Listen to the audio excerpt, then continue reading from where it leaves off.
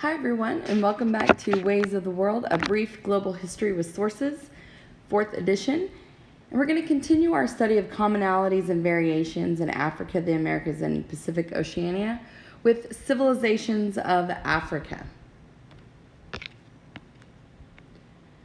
Okay, let's start with Meroe, continuing a Nile Valley civilization.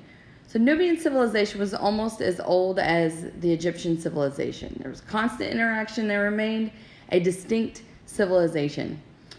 And with the decline of Egypt, Nubian civilization came to focus on Meroe.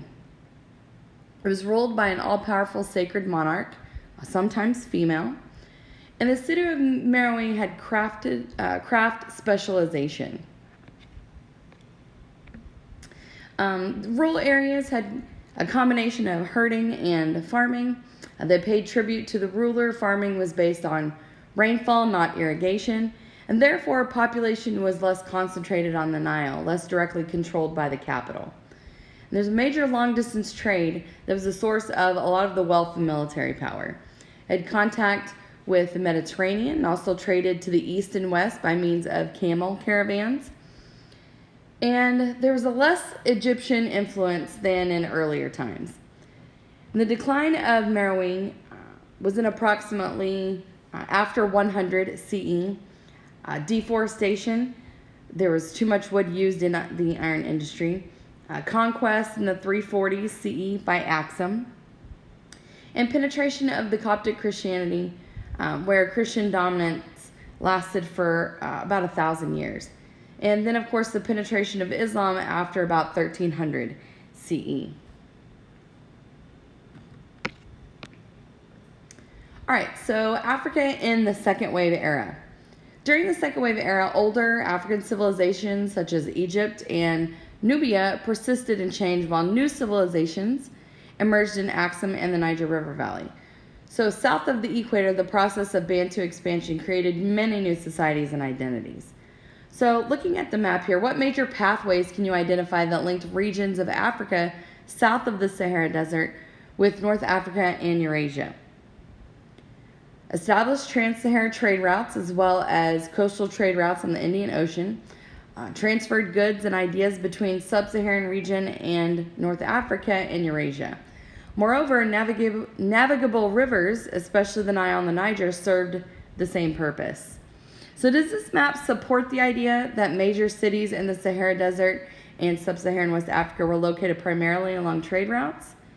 The map does support that idea, as the major cities are along trade routes marked in blue and orange, or along navigable rivers like the Niger and the Nile. Okay, a bracelet from Meroe. This gold bracelet, dating to about 100 BCE, illustrates the skill of Meroe's craftsmen, as well as the kingdom's reputation as one of the wealthiest states of the ancient world.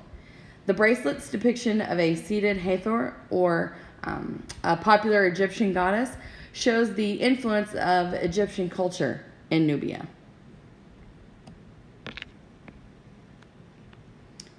All right, let's look at Aksum, the making of a Christian kingdom. So Aksum was located in present-day Eritrea and northern Ethiopia.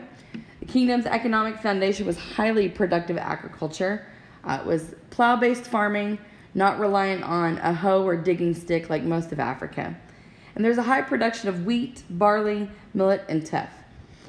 There's a substantial state that emerged about 50 CE, stimulated by Red Sea and Indian Ocean trade, especially at the port of Adulis. And commercial taxes were a major source of state revenue.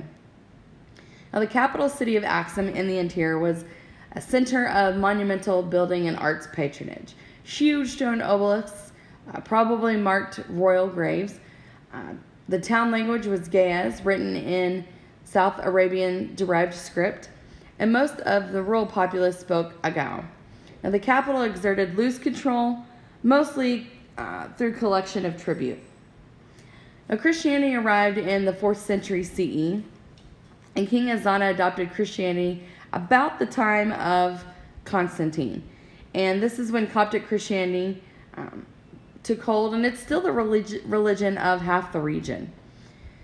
Now, the 4th to 6th centuries CE, imperial expansion took place in Meroe in Yemen, reached the gates of Mecca by 571 CE, but shortly thereafter decline followed. But there's a revival of the state several centuries later, but further south. And both Meroe and Aksum paralleled Eurasian developments and had direct contact with Mediterranean civilizations. All right, the legacy of Aksumite Christianity. While the Aksumite kingdom faded away, its assimilation of Christianity proved an enduring legacy for Ethiopia, as illustrated by this late 14th, early 15th century depiction of the ascension of Jesus with his disciples pointing upwards. So how does this illustration show the influence of cultural diffusion in Africa? Well, it shows the Aksumite employment of the imagery of the Christian faith, which was of Middle Eastern in origin and widely adopted in Europe and the Byzantine Empire.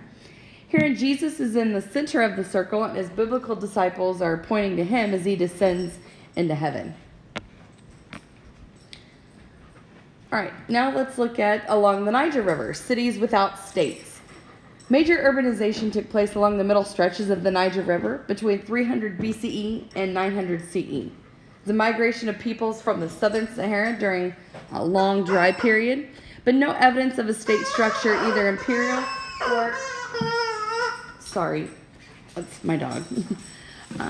Either imperial or city-state, distinctively city-based.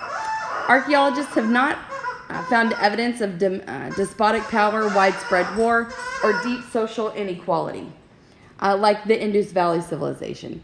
Cities like Niger were clusters of economically specialized settlements. Ironsmithing was earliest and most prestigious occupation, and villages of cotton weavers, potters, praise singers, griots, grew around central towns. Artisan communities became occupational castes.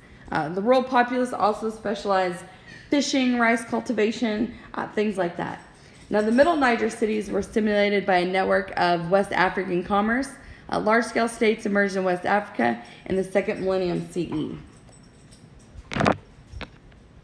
All right, terracotta statue from Niger. The artistic tradition of the Niger River Valley civilization includes a number of terracotta couples, reflecting perhaps the emphasis on the separate but complementary roles of men and women in much of African thought. And this statue, like others, date to sometime after the 12th century and may express the resistance of an indigenous tradition to the growing penetration of Islam.